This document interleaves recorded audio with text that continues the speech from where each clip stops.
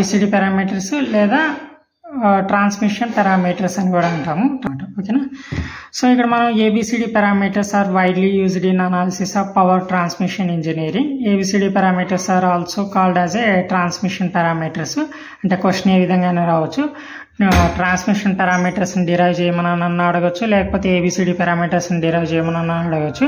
So question మీరు confuse అవుతుంది. ABCD parameters ని డిరైవ్ చేయమన్నా ట్రాన్స్మిషన్ పారామీటర్స్ ని డిరైవ్ చేయమన్నా రెండింటికి సేమ్ అనమాట. The input port as a sending end and output port as a receiving end while representing ABCD parameters. So ఇక్కడ నీకు ఇది ఇన్పుట్ పోర్ట్ అవుతుంది, ఇది అవుట్పుట్ పోర్ట్ అవుతుంది. Same V1 voltage and V2 voltage, I1 current and I2 current. ఓకేనా. So ఇంతకుముందు దాంట్లో మనకి H పారామీటర్స్లో output side short circuit చేసాము. ఇప్పుడు అదే అవుట్పుట్ సైడ్ మనం ఓపెన్ సర్క్యూట్ చేస్తాం. ఓపెన్ సర్క్యూట్ చేయడం వల్ల I2 అనేటువంటి 0 అవుతుంది. So assume receiving end to be A open circuit, I2 is equal to 0. So I2 is equal to 0 అయినప్పుడు ఇవి రెండు ఈక్వేషన్స్ 0 అయిపోతాయి అనమాట. ఇక్కడ ఎక్స్ట్రా గుర్తుపెట్టుకోవాల్సింది ఏంటంటే I2 వాల్యూ అనేటువంటిది మైనస్ అవుతుంది అనమాట ఈ ట్రాన్స్మిషన్ లైన్లో.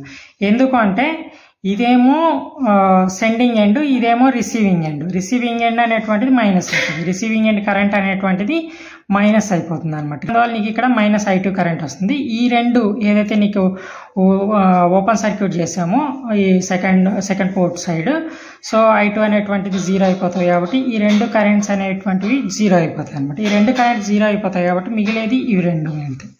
అప్పుడు నీకేమవుతుంది, V1 equal to A into V2 నుంచి A equal to V1 by V2 మిగులుతుంది. ఈ I1 CV2 నుంచి C equal to I1 by V2 అవుతుంది. ఓకేనా.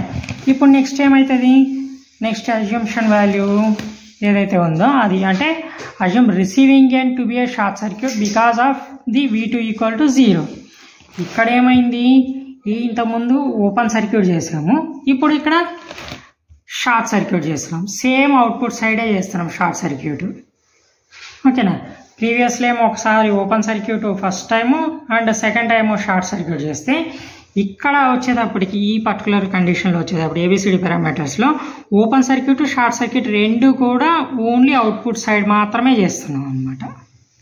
ఎందుకు, మనకి ఏమో V1 వోల్టేజ్ కావాలి. దీంట్లో V1 వోల్టేజ్ కావాలి అంటే ఈ పర్టికులర్ సైడ్ షార్ట్ సర్క్యూట్ కానీ ఓపెన్ సర్క్యూట్ కానీ చేయకూడదు అనమాట. చేస్తే ఏమవుతుంది, ఈ V1 అనేటువంటిది రాదనమాట. సో అందువల్ల నీకేమవుతుంది అంటే ఈ ABCD పారామీటర్స్లో ఓపెన్ సర్క్యూట్ షార్ట్ సర్క్యూట్ రెండు కూడా అవుట్పుట్ పోర్ట్ సైడే చేస్తున్నాము. వచ్చేటప్పటికి ఇన్పుట్ సైడ్ ఏమో ఓపెన్ సర్క్యూట్, అవుట్పుట్ సైడ్ ఏమో షార్ట్ సర్క్యూట్ చేస్తున్నాము. దీంట్లో ఈ అవుట్పుట్ సైడ్ మాత్రమే short circuit and open circuit చేస్తున్నాము. ఒకసారి ఏమో ఓపెన్ సర్క్యూట్ చేసాము, దానివల్ల 2 ఈక్వేషన్స్ వచ్చాయి. ఇంకొకసారి ఏమో ఇక్కడ షార్ట్ సర్క్యూట్ చేస్తున్నాము రిసీవింగ్ ఎండ్ సైడ్. సో అప్పుడు నీకేమైతుంది, ఇందులోకి వెళ్ళి షార్ట్ సర్క్యూట్ చేస్తున్నాం కాబట్టి V2 వోల్టేజ్, ఇంతకుముందు ఏమో ఓపెన్ సర్క్యూట్ చేసాం కాబట్టి I2 వోల్టేజ్ 0 అయింది. ఇప్పుడేమో షార్ట్ సర్క్యూట్ చేస్తున్నాం కాబట్టి V2 ఈక్వల్ టు 0 అవుతుంది అనమాట. సో V2 ఈక్వల్ టు 0 అవుతుంది కాబట్టి ఏదైతే V2 ఉందో ఈ రెండు కూడా 0 అయిపోతాయి అనమాట ఈక్వేషన్స్. అప్పుడు మనకి ఏమవుతాయి, ఇవి రెండు వస్తాయి. సో అంటే ఏమవుతుంది, B equal to V1 by minus I2, D equal to I1 by I2, ఈ రెండు ఈక్వేషన్స్ వస్తాయి. ఈ రెండింటికి మైనస్ వస్తుంది అనమాట.